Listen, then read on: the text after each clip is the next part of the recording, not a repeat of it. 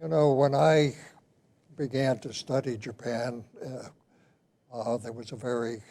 was a long time ago, back in the 1950s and 60s.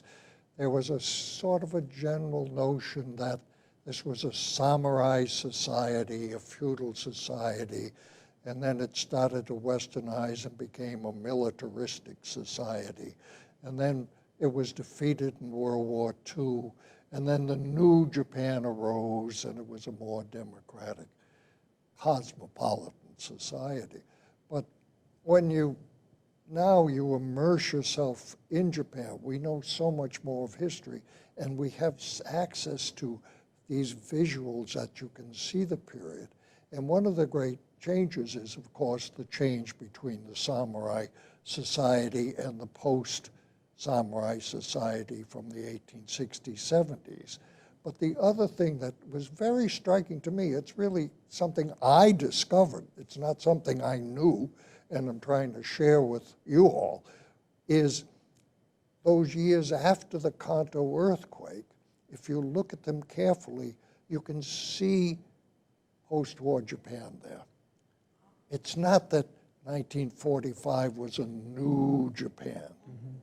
It's that 1945 built on the horrid war, built on militarism, but there was much more than militarism going on in those years leading to 1940s.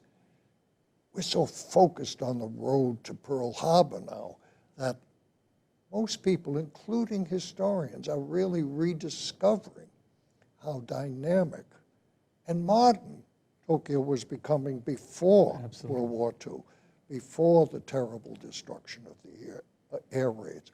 So there's a lot of things here that our eyes become open to new ways of understanding the Tokyo of the present day.